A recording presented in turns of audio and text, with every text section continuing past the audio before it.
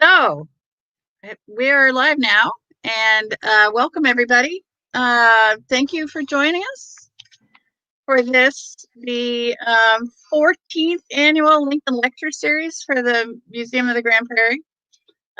As you may or may not know, we opened an exhibit at the beginning of March, just before the pandemic hit. It was open for 1 week. Celebrating the 100th anniversary of women's suffrage. It's called How Long Must Women Wait? Women's Suffrage and Women's Rights in Champaign County. And so in appreciation of this eventful year for women, we decided that this year our Lincoln Lecture Series should focus on the voices of women in the Lincoln era. And I thought, wow, we have a pandemic going on, so we can actually reach out beyond our general area to some people who are experts in other parts of the country. I happened to have visited the Harriet Beecher Stowe home in Cincinnati, Ohio, which happens to be my hometown. A couple of years ago, and I was really impressed by the interpretation there. It's well worth the visit if you're ever in Cincinnati. It's a great resource for that lovely city, and I heartily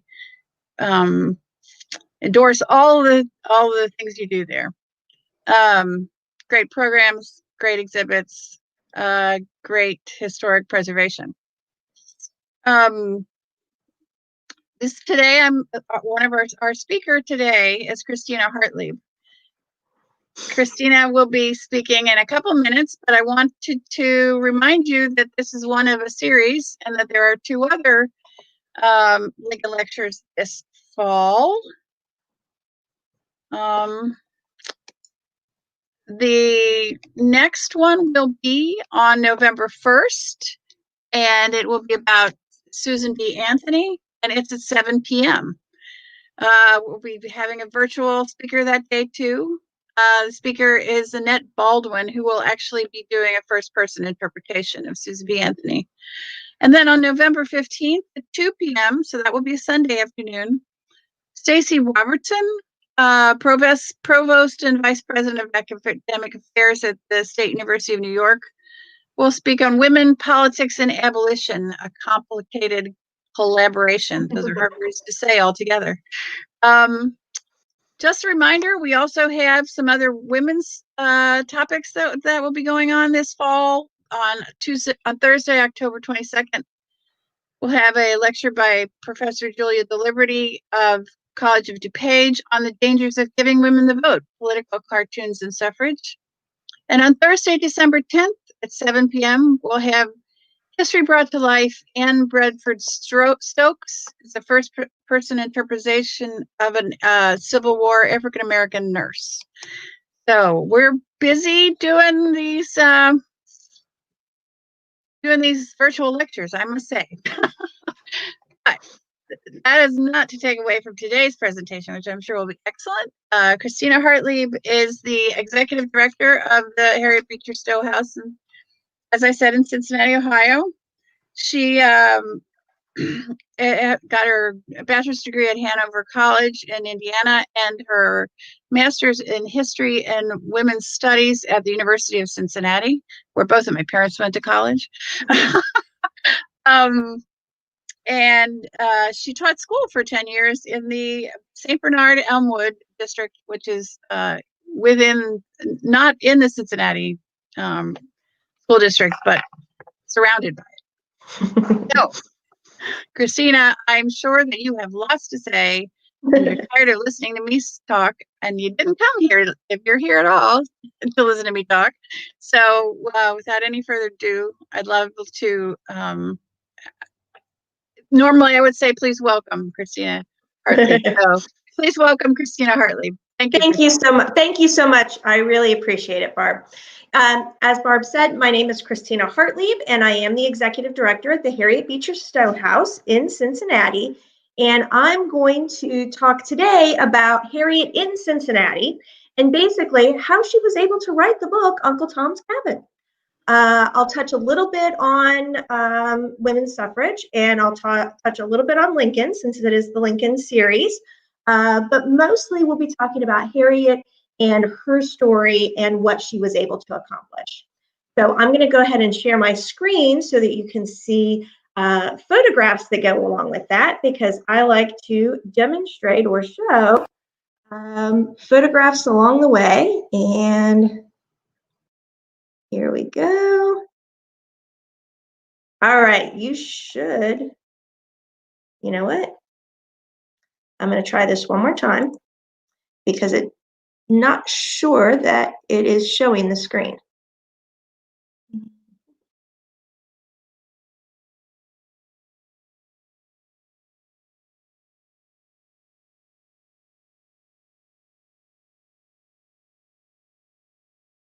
All right, Pat, can you tell me, I don't know if you can hear me, or if I can hear you, but can you tell me if it's showing now?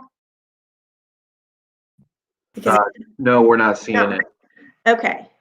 I think what I'm going to have to do is, for some reason, it's not showing on the way it did when we were practicing. So what I'm going to do is open this back up.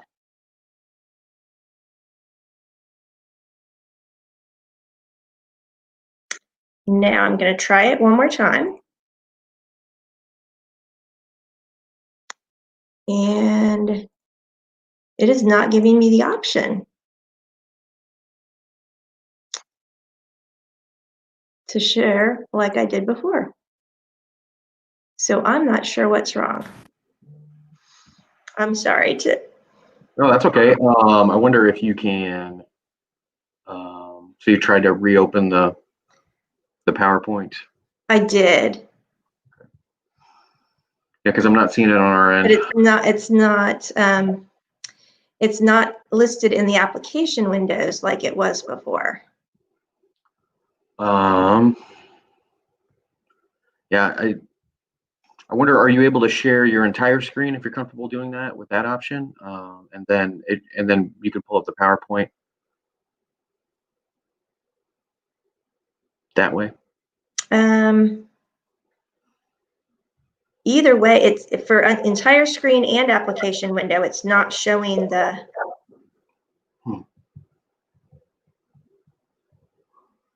Oh, this is frustrating because it worked perfectly twice when we practiced it. Yes, we just tried it. For those of you watching, we just tried it 10 minutes ago, and it worked just fine. Bear with us while we try to figure this out.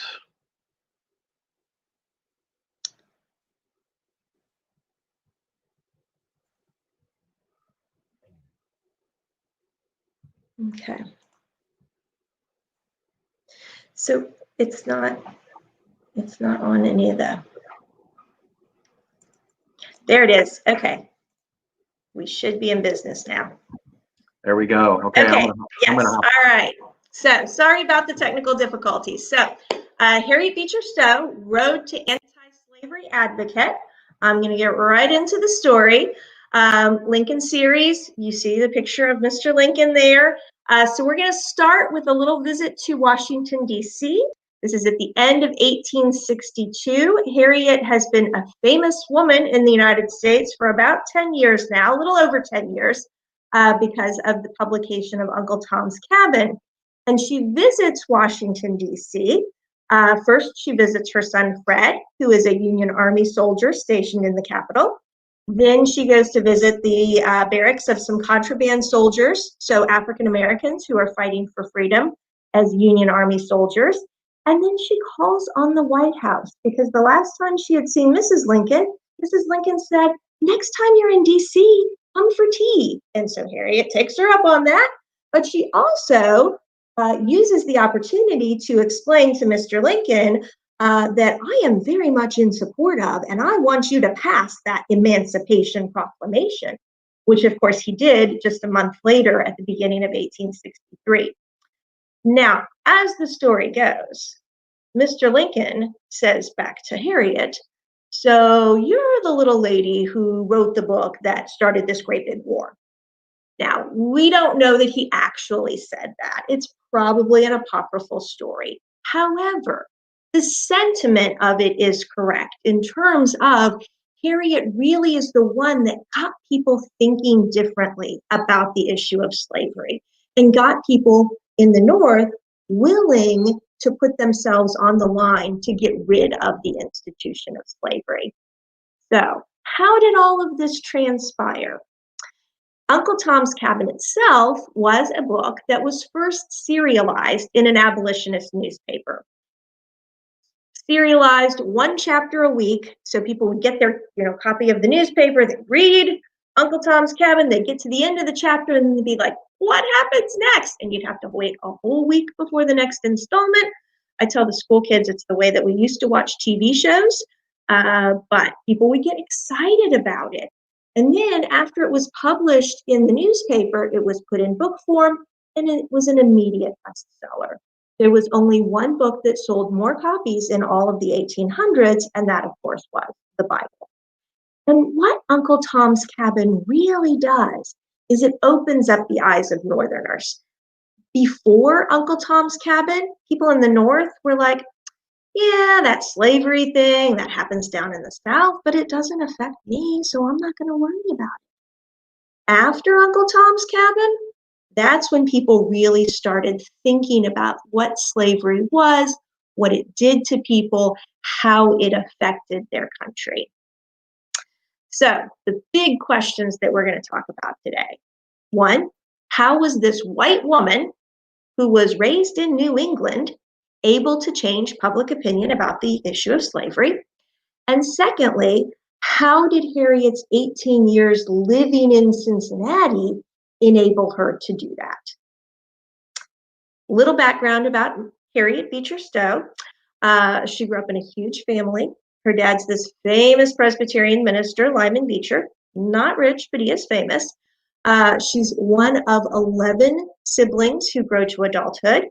Her own mother passed when she was only 5 years old, but she did receive, living in this large family, and we're going to talk a little bit about a couple of her siblings later, just briefly, but living in this large family, how she was able to, kind of discussion and debate at the dinner table. This would have been an important part of her upbringing. She goes to her sister Catherine's school. Catherine had started a girls' school. Harriet attends there, and then she starts teaching there at the age of 16, And then in 1832, the Beecher family moves to Cincinnati. Now, here is a picture of what Cincinnati would have looked like in the 1830s.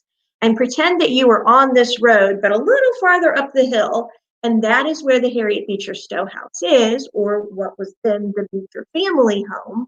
But it is up at the top of this hill along Montgomery Pike, which is now Gilbert Avenue, looking down into the city. So we're technically about 2.5 miles up the hill. But you can see there's the stream in the foreground, that's the Deer Creek, and that's where the pork processing plants are located. Then you can see the neighborhood of Over the Rhine, which is the German immigrant neighborhood, and which is our gentrified restaurant neighborhood. And then downtown, and then in the background there, you can see the Ohio River. So when Harriet reaches Cincinnati, she moves here, and now all of a sudden she is exposed to all of these different people and ideas and perspectives that she wouldn't know back in New England. She meets people who are pro-slavery. The business community of Cincinnati is very pro-slavery. Now, Ohio itself is part of the Northwest Ordinance, like Illinois, and therefore slavery was never legal in Ohio. But the business community, the pork processing plants, they're very tied into the Southern slave economy. Think of all those like lesser cuts of meat.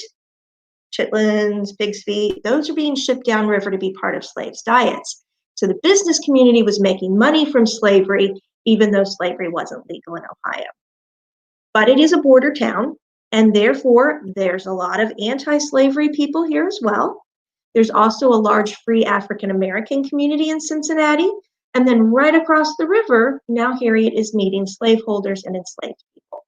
So she gets here to town, and now all of a sudden she's exposed to all of these different ideas and perspectives, and she starts listening to these different stories. Now you're thinking, well, why did the Beecher family move from New England to Cincinnati? Why do everybody move across country, more or less? It's one of the major pull factors of migration, jobs, right? Lyman Beecher, Harriet's dad, got a new job. He is now going to be the president of the Lane Theological Seminary, a training ground for Presbyterian ministers out here in the West. Think of Cincinnati as the West back then. And with the Lane Theological Seminary, the only things left from the seminary are the house, the Beecher family house, which is now called the Harriet Beecher Stowe House, and this lovely historical marker, which is in front of the Cadillac dealership 2 blocks south of us. But those are the things left from the Lane Seminary. During the 1830s, it took up most of the neighborhood of Walnut Hills. So moving to Cincinnati really is Harriet's first step along this path of becoming an anti-slavery advocate. The next step along the way, well, there was a series of debates at her dad's college, and they were led by this guy. He is a student there. His name was Theodore Weld, and he is the leader of the Lane Rebels. Now, what were the Lane Rebels rebelling against? Basically, they were starting the first public abolitionist debates in the United States. Students got together, they said, we're going to do these debates.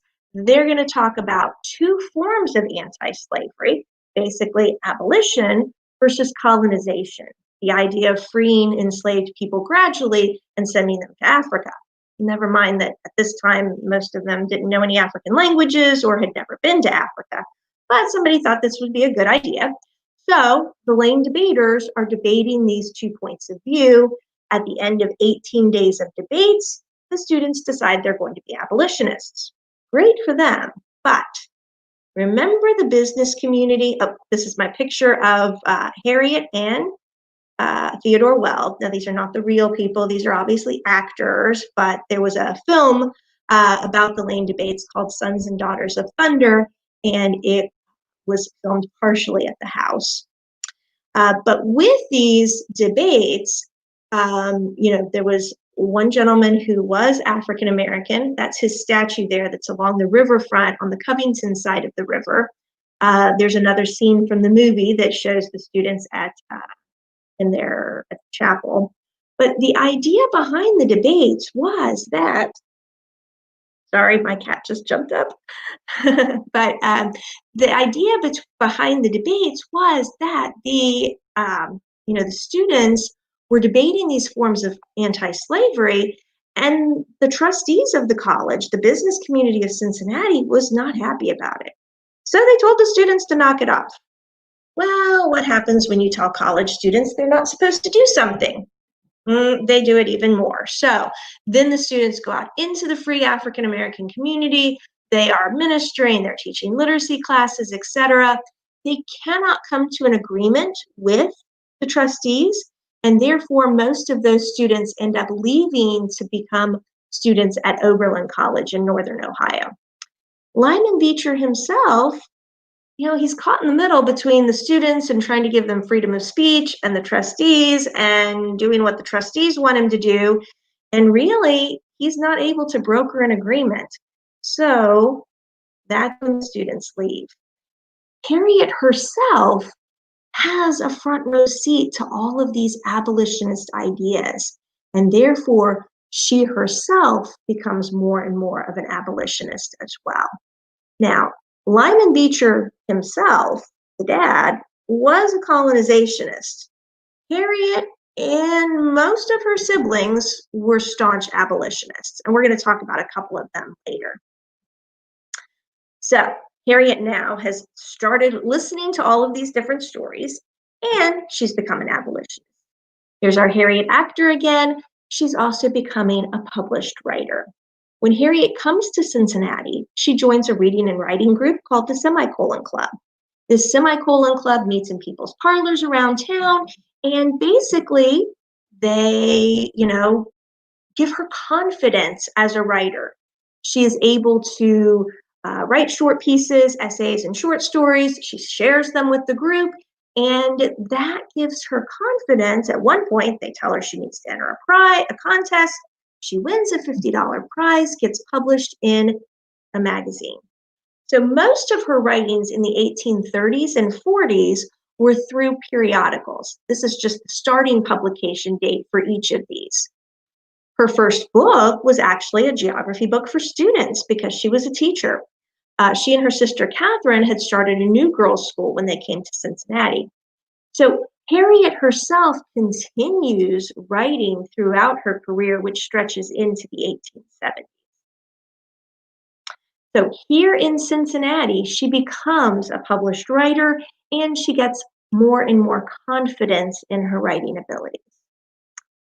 This house has some significance, so to speak.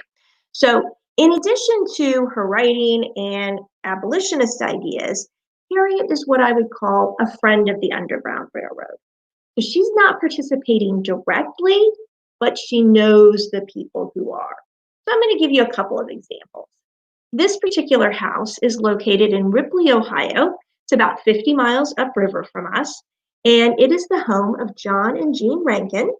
They live here with their 13 kids. I know you're a little skeptical of that. There are 2 upstairs bedrooms. It's hard to see in the picture, but it is still a pretty small house. But this is their house, and this is their front yard. So this is the quintessential house where you put a light in the window. You can see it across the river in Kentucky. In addition to the Rankins, everybody in Ripley kind of knew what was going on with Underground Railroad activities. They were either helping or they were looking the other way. Authorities came. Specifically, there was one gentleman who lived down on the riverfront in Ripley named John P. Parker, and he was a formerly enslaved person who then owned a business in Ripley, and he actually rode people across the river. So everybody in Ripley knows what's going on. Harriet herself is friends with the Rankins because the Beechers, the Stowes, the Rankins are all friends. They're all Presbyterian ministers. A couple of the Rankin sons come over to the Lane Seminary. So she goes out to visit at the Rankin house, and they tell her stories of some of the people they've helped over time, including the story of Eliza, who crosses the frozen Ohio River with her baby in her arms and makes it to safety. So Harriet takes that true story from the Rankin family and makes it an episode in her book. Now, I know it seems a little odd. The Ohio River would freeze over, pretty big river, but back in the 1830s, 40s, 50s, it was a smaller river. It was not as wide and not as deep. It was in the early 20th century, the Army Corps of Engineers came through and made it navigable for big barges through the lock and dam system. So at the time that Harriet's writing and seeing what's going on in the neighborhood, it's actually a smaller river, and it does freeze over quite frequently throughout the 1800s. This is the interior of the Rankin house. They are also an Ohio History Connection site, and they have recently undergone a restoration of both the exterior and interior of the rooms. There's another episode, though, of Harriet and her involvement indirectly with the Underground Railroad. So she actually, because she's so busy with kids and house and taking care of writing, etc., she always employs kitchen help. And at one point, she thought it was a free Black woman working for her, but it turns out that she didn't really have any papers, and the master was in town looking for her.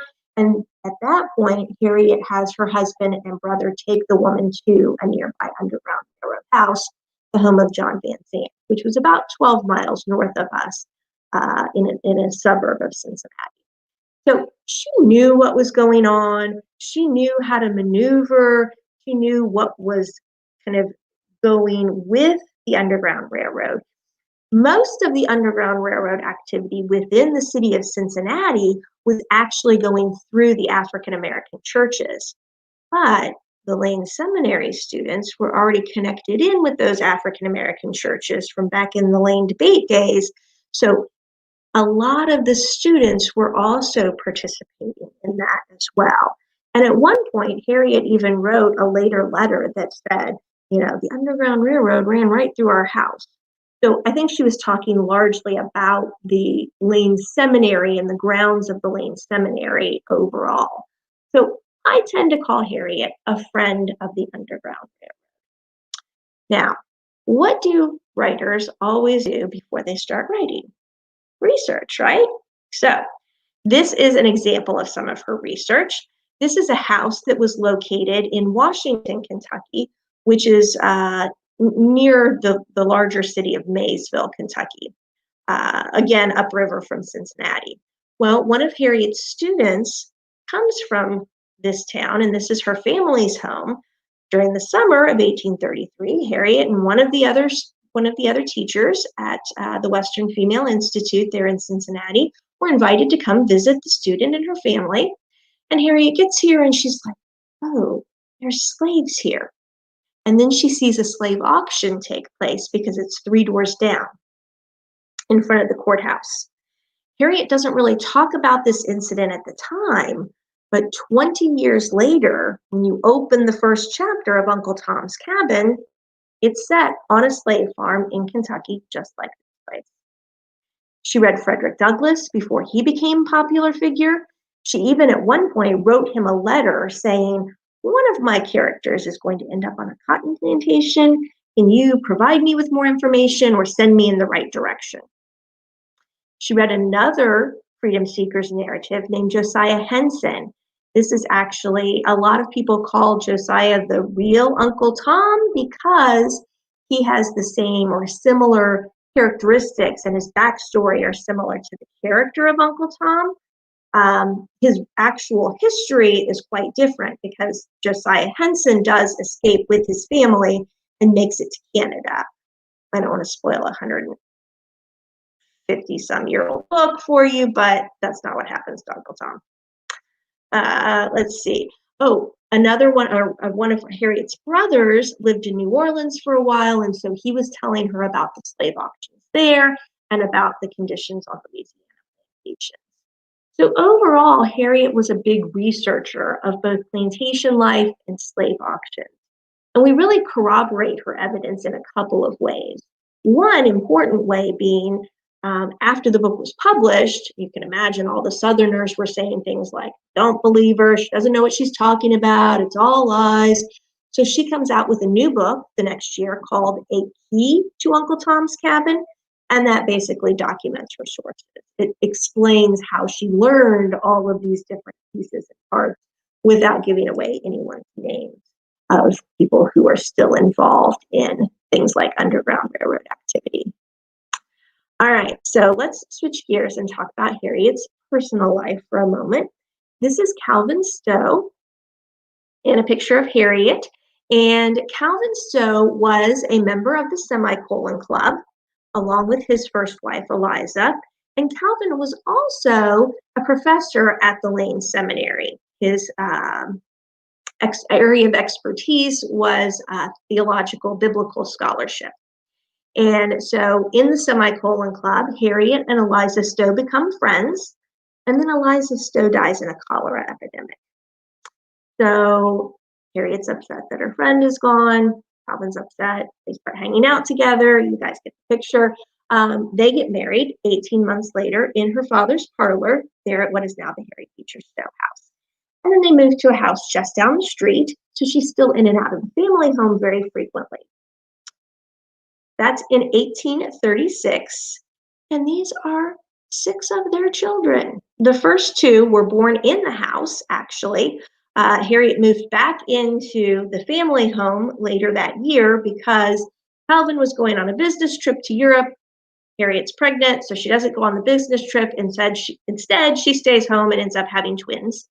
And they named the daughters Harriet and Eliza after Calvin's first and second wives. And then that's only the beginning, because over the next 10 years, Harriet continues to have children. They have a total of 7. I know you're thinking there's only 6 there, so what happened to the 7th one? Actually, he should be between Georgiana and Charles Edward, and his name is Baby Charlie. Baby Charlie was the 6th child. He was the youngest at the time, so he's really the baby of the family, and he too dies in a cholera epidemic. Well, Harriet, of course, is devastated by this, and she even says at that point, I can understand how slave mothers feel when their children are taken away from them to be sold, because she's experienced that maternal loss. And when you read Uncle Tom's Cabin, one of the main plot lines is a woman protecting her child from being sold, and that's why she escapes on the Underground Railroad. But that idea of maternal loss really permeates throughout the book as well. Now, I'm going to make just one side note, and that is, there was one guy here in Cincinnati who was telling people they should boil water. This is before people really understand germ theory. It's before they understand waterborne diseases. And it is, cholera to them was a disease that they didn't understand what caused it, or how to prevent it, or how to treat it. Henry Boyd was a furniture factory maker. This is an example of his patented Boyd bed. And he told people to boil their water, but the local medical community did not listen to him, primarily because he was African. So Harriet herself is a mother who loses a child in tragedy. Now, so let me go back just a second. So here in Cincinnati now, Harriet has become a listener of all these different stories and perspectives. She's become an abolitionist. She's become a published writer. She's become a friend of the Underground Railroad, a researcher, and a mother who's devastated by losing one of her children. Now it's 1850, and a couple of things happen. Number one, Calvin Stowe gets a new job, and the Stowe family moves to Maine. This is their house in Brunswick, Maine, where he teaches at Bowdoin College. The other thing that happens, there's a new law passed called the Fugitive Slave Act. The Fugitive Slave Act makes it more difficult for freedom seekers to get away. It makes it so that everybody in the North is basically deputized and has to send people back to their plantations. And if you are caught helping someone, you would go to jail or get $1,000 fine. Well, this new law is just going to make Harriet angry. She's like, oh, that's a horrible law. I want to do something. I got to do something. But it's 1850 and she's a woman. What is she really going to do? Well, Harriet's sister-in-law, Isabella, says, she writes her a letter, because the Beechers all communicate through letters all the time. But Isabella Beecher says, you know what, Harriet? If I could write like you do, I would write and tell people how horrible slavery is. That's a good idea. That's what I'm going to do.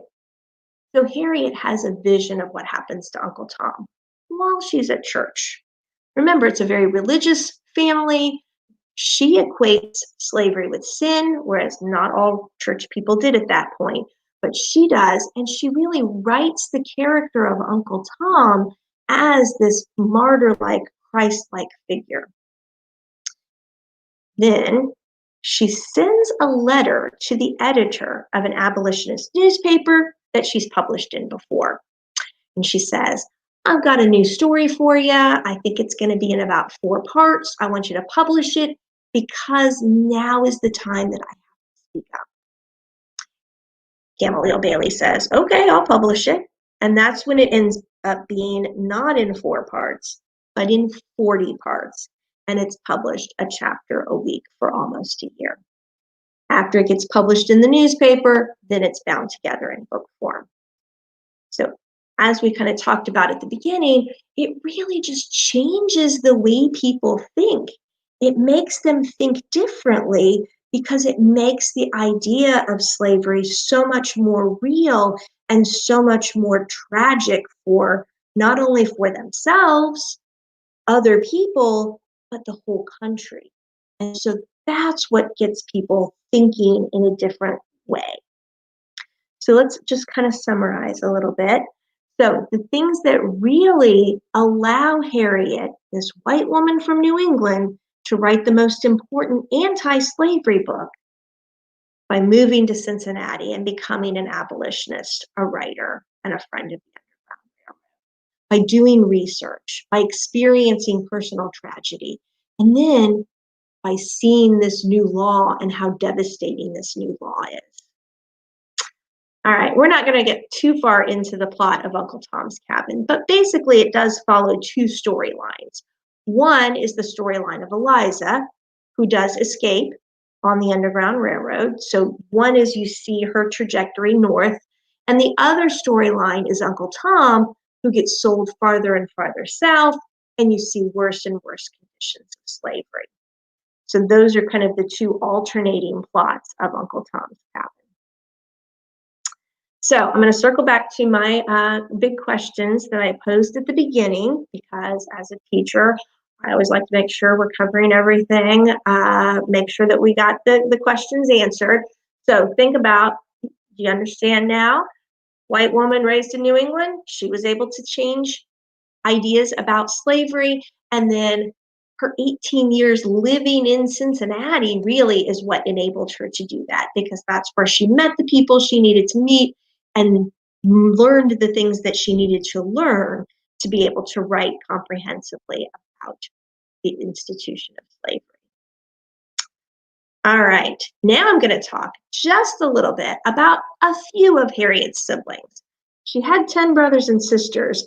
Most of them were either prominent or respectable or both in their own fields. And most of them were in the same field, because all 7 of Harriet's brothers became preachers. And of the 4 Beecher daughters, 3 of them had a public presence. But Edward is definitely one to talk about. He was the president of Illinois College and was a friend of Elijah Lovejoy. Elijah Lovejoy was killed by an anti-slave or by a pro-slavery mob. But Edward himself started the first anti-slavery society in Illinois, and later he moved to the East Coast, and then he came back to Illinois. But overall, Edward Beecher was one of Harriet's models as being an abolitionist and someone in her own family as the oldest brother that she really looked up to, and that she often would talk to about ideas of abolition. It was Edward's wife, Isabella Porter Beecher, who suggested to Harriet that she should write something about slavery to tell people how bad it really is. Another one of Harriet's siblings, probably the most famous Beecher sibling after Harriet, was Henry Ward Beecher. Now, with a large family, as you know, probably, because looking at my extended family, you got a lot of siblings, so they kind of click up in little groups because that are similar in age. Well, Henry Ward was only 2 years younger than Harriet, and so they were kind of like best buddy friends as kids, and continued to be throughout their adult lives as well. So Henry Ward is also a staunch abolitionist. He ends up at Plymouth Church as the pastor of Plymouth Church in Brooklyn. He was also a women's suffrage advocate, but one of the kind of interesting episodes was during the period of Kansas, when Kansas was trying to decide, well, the people of Kansas were trying to decide if they were going to be a free state or a slave state, and Henry Ward Beecher sent rifles to the anti-slavery side. Only the rifles were in crates marked Bibles, and therefore those crates, those particular rifles, got nicknamed Beecher Bibles. But Henry Ward Beecher was definitely a staunch abolitionist, and it's at one point he even brought enslaved people into his church as a way to gain money to buy their freedom for them. Harriet's youngest sister, Isabella Beecher Hooker, because I did want to tie in a little bit with the women's suffrage movement as well. Isabella Beecher Hooker grew up as a young teenager at the Harriet Beecher Stowe house in Cincinnati. Of course, at that point, it was the Beecher family home, and she lived there from the ages of about 12 to 15, and then she got sent back east to finish her education. And after she raises her 3 children, then she becomes an important organizer of the Connecticut Women's Suffrage Association, working with Susan B. Anthony and Elizabeth Cady Stanton. The Beecher sisters were very diverse in their views of women's suffrage. The oldest sister, Catherine, was a women's educator. She wrote a lot of books on domestic engineering and how to set up your household. She wrote cookbooks, etc. However, Catherine herself was not in favor of women's suffrage. She thought that politics was too dirty. It didn't warrant women getting involved, and besides, women could be more influential by working through their male networks, by influencing their husbands, brothers, and sons. So Catherine Beecher was not in favor of women's suffrage. Isabella was very much in favor of women's suffrage. Harriet herself was kind of in between. She was in favor of women's suffrage. She wanted women to get the right to vote, but she was not vocal about it. And in fact, she turned down Elizabeth Cady Stanton and Susan B. Anthony when they wanted her to write for their suffrage newspaper. And the reason why she kind of turned them down was that she really wanted to portray herself as the abolitionist, and she had that reputation to maintain, and so she didn't want to kind of muddy the waters. She wanted to make sure that people knew that her big issue was abolition. And so she was a supporter of suffrage, but not a vocal supporter of suffrage. So within the Beecher family, you can see the whole range of people and their relationship to the suffrage question. All right, let's talk for just a minute about the Harriet Beecher Stowe house today. And we are a historic house. I would not call us a house museum because we don't have like all the Beecher stuff, because, well, nobody knew that Harriet was going to be famous when her family lived there, so nobody kept anything. So we tell the stories and use the space as our artifact and telling these important stories. We do have a Harriet reenactor who joins us for Harriet's birthday party every year. We also carry on the legacy of the Beecher family, and particularly Harriet. We are the only building left standing from the Lane Theological Seminary. And so there's an early map of Walnut Hills. There's some information about Underground Railroad trails, so to speak, through Ohio. But then also, we carry our legacy through the 20th century. So the same house that was the Beecher family home in the 1830s and 40s, during the 1930s and 40s, it was an African-American boarding house called the Edgemont Inn, and it was a tavern that was listed in the Green Motorist book. The Green Book being the guidebook for African Americans traveling, and this really coincides with the start of driving vacations in the 1930s and the idea that there's Jim Crow laws or discrimination everywhere, not just in the South. So that Green Book was really a survival guide for African Americans traveling in the middle of the 20th century. The Harriet Beecher Stowe house, what was the Beecher family home, became a Green Book site. And you can see it listed there in the Cincinnati section of the Green Book under taverns at Edgemont Inn, 2950 Gilbert Avenue. So it just carries on that legacy of being a welcoming place for African Americans. Then in the 1940s, there was a group of citizens who got together and said, hey, we know that this was the Beecher family home. Now it's a tavern. We want to make sure that it doesn't run down, it doesn't turn into a gas station. And so this multiracial, multi-religious group got together and said, we're going to raise money and buy the house and turn it into an historic site.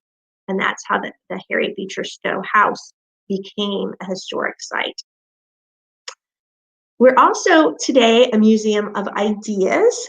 So we do a lot of public programming, a lot of school programming. We're working on ways to put that on virtually right now, but we talk a lot about ideas of social justice because we're not using artifacts, we're using the big ideas. We're also, starting to undergo a restoration process. And so earlier this year, they worked on foundation work. This is a lot of the kind of preliminary investigative work, ground radar, to see where they can find, different things underneath the ground, and archaeology work. The ultimate goal, the exterior will be restored to look like it did when the Beecher family lived there. So the paint color scheme is based on the paint analysis from the 1840s as well. Let's see. All right. We are open this year, and it is, instead of being open during our regular hours, we are open for tours by appointment. So if you find yourself over near Cincinnati and you'd like to come visit, we would love to have you. You can either call us or use our online reservation form, and then we will send you a confirmation that we have scheduled your tour. So I'm going to leave it at that. That's one of my favorite quotes from Harriet, because it is definitely, the idea of doing something or making sure that you are thinking about how other people are being treated. And that's really was important to Harriet and is important to us as we look towards the future in writing the next chapter together. So I'm going to stop the sharing now and see how it. So that was just amazing. There we go. Christina. Okay. Okay, good. Now I can see myself again. I couldn't see myself through that whole thing, but that's okay. All right. So. You did it. You did a marvelous job. It was packed with information. We had a great virtual audience the whole time, and we did have a couple of questions. Perfect. One that I saw was did she have any interchange with, or was she influenced at all by the Grimkes? Oh, yes. She had a lot of influence, a lot of connection with the Grimkes. So back in Connecticut, before the Beechers moved to Cincinnati, is when she first met the Grimke sisters.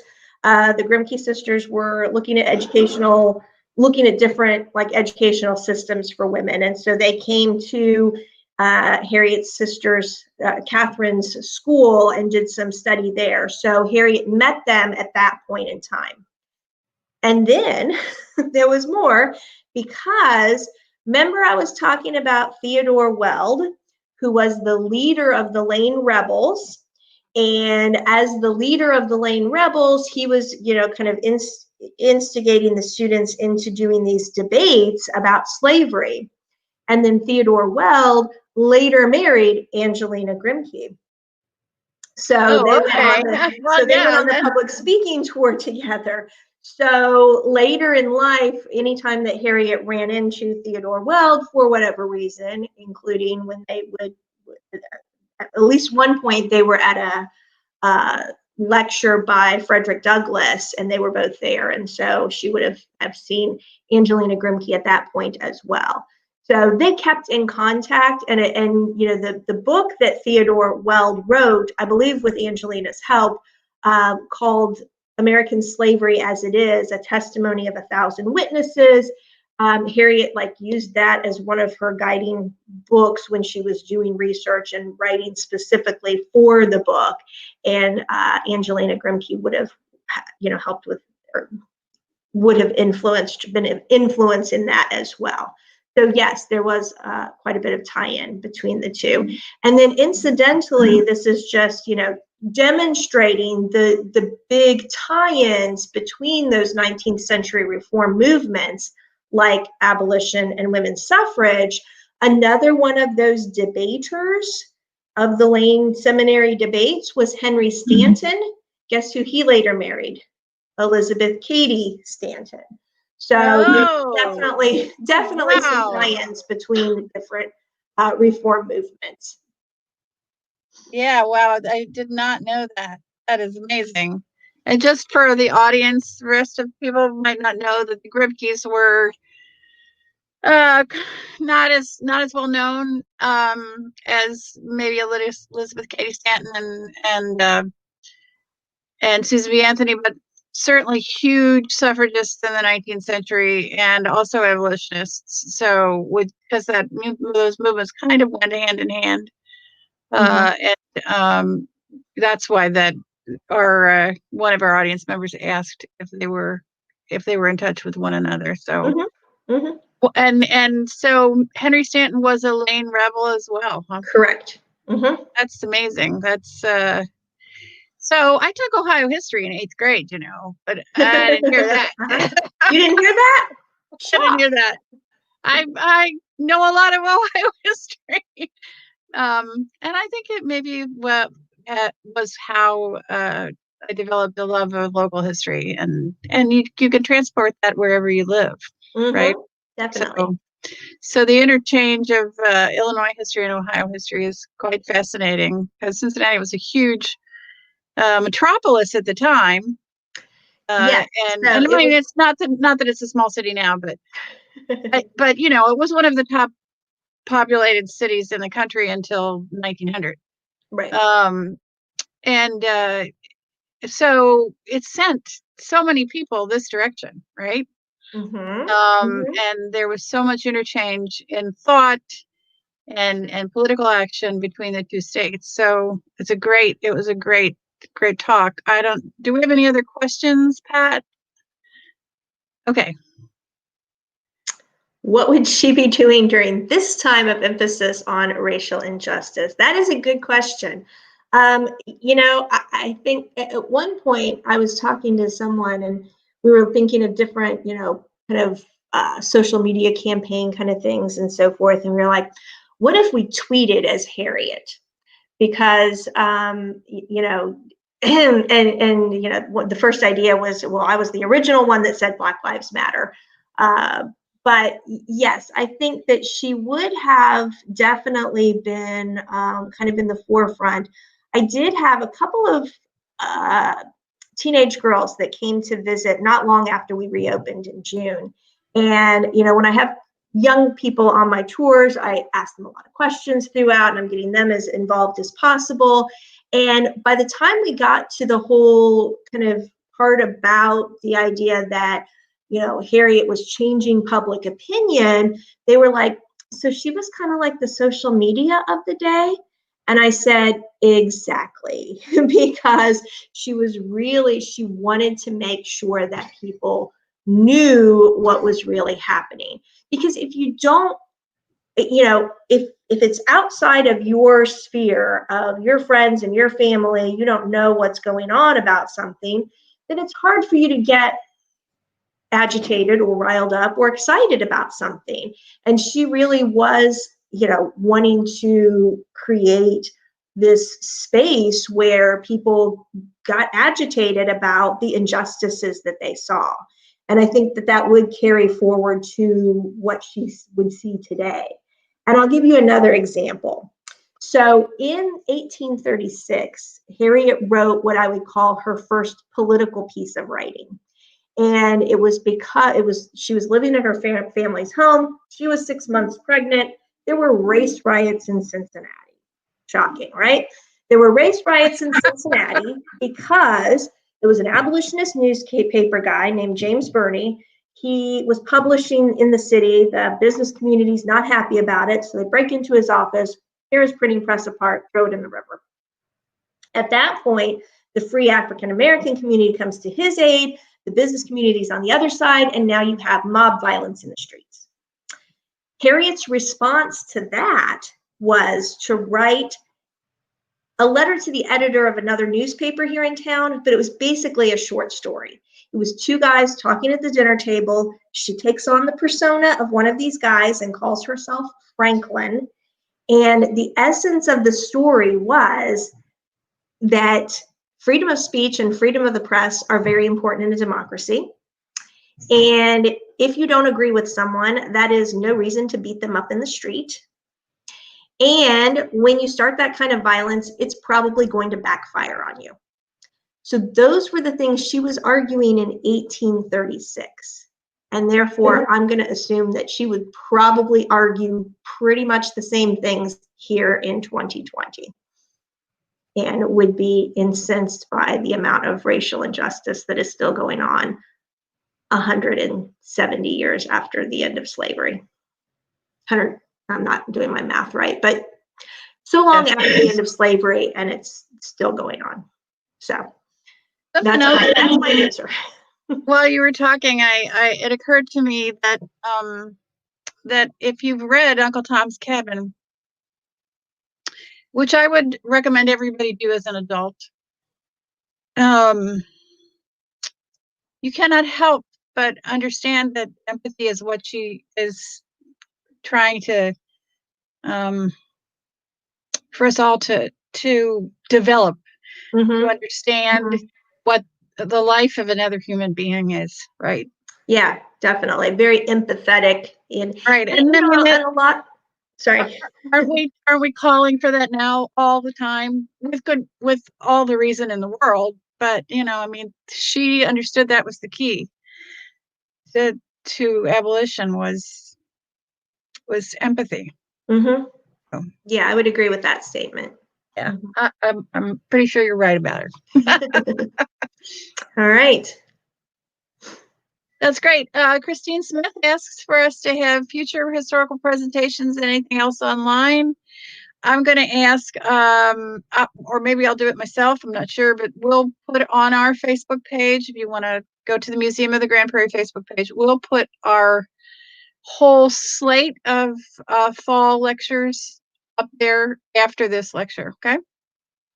Thank you so much. Tell more about the college students and anti-slavery societies. Okay.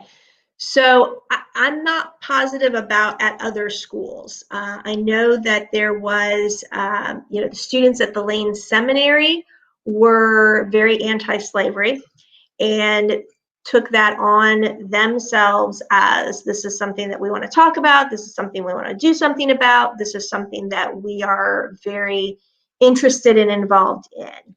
And once the students clashed with the trustees of the college and they did not feel welcome they didn't feel like they could work within the confines of the Lane Seminary anymore, like I said, most of them did go to Oberlin College. Now, Oberlin College also was a very abolitionist school, and it was the first college in the United States that admitted both African Americans and women. So it was well known as a hotbed of abolitionist activity and anti-slavery activity. Other places that were similar to that, I believe Berea College in Kentucky also had that same sentiment and was started by some of the same people that were traveling in the Lane Seminary and Oberlin College circles, so to speak. My oldest daughter applied to Oberlin, to Knox, and to Grinnell. And I used to tease her that all of those were started by abolitionists. In fact, there are a lot of, and obviously Illinois College had an abolitionist at the head of it. There were a lot of colleges in Midwest, particularly Ohio through Iowa, that were begun by abolitionists because they believed in not only in abolition, but also in the power of educating people so that they would also believe in abolition. Right. So any schools kind of north of the Ohio River that were either Quaker related or Presbyterian related would have had that And I would add congregational, strong abolition. I'm sorry? Congregationalists as well. Congregationalists, yes. So I get Presbyterian and Congregationalist mixed up a little bit, but Edward Beecher and We had Eliza one- Lovejoy in Illinois definitely had that same strong pull for the abolitionist in within educational circles. Okay. And Lovejoy is, if I'm not mistaken, it's from Galesburg, which is where Knox College is. So there was a very strong abolition group there. Okay. We had one church in Champaign County that had in its charter that it was against slavery, and that was a Congregationalist church, which is why, and also Grinnell College was a Congregationalist group. So yeah, it is. Okay. It's hard to keep them all straight, that's for sure. All right. Any So that other was great. questions? Yeah. Looks like we might come to the end of the questions. Okay. If there are any other ones, feel free to post them on our Facebook page after this feed, and we'll make sure that we can get them to Christina and get an answer back for you. Yes. Christina? Oh wait. Oh, she wants any books for further learning? Okay, so gosh, I would say the premier biography about Harriet is it's called Harriet Beecher Stowe: A Life by Joan Hedrick, and it was published in 1994. So you can often find a copy in your library or in a used copy somewhere. So it's not really that expensive. So that's kind of my go-to book whenever I'm like, okay, I have a question, and so I go to that in terms of finding out information about Harriet. There's also there's kind of another book that was published in 1890 that is her youngest son, Charles Edward Stowe, wrote it as a kind of her first biography and pulled together a lot of her letters and so forth. And so, and that's just called Life of Harriet Beecher Stowe. It's over on my credenza. So Life of Harriet Beecher Stowe, compiled from her letters and journals. And the author of that is Charles Edward Stowe. So those are kind of my two go-to books if I want to find out more information about Harriet herself. Other things that I would suggest you might want to check out would be the autobiography of Josiah Henson, who was the real Uncle Tom. That's kind of one of the people that she bases her Tom character on. And then the autobiographies, there's multiple autobiographies of Frederick Douglass. Those are also good ones to add to the mix in terms of that. So I hope that's helpful. Great. Great.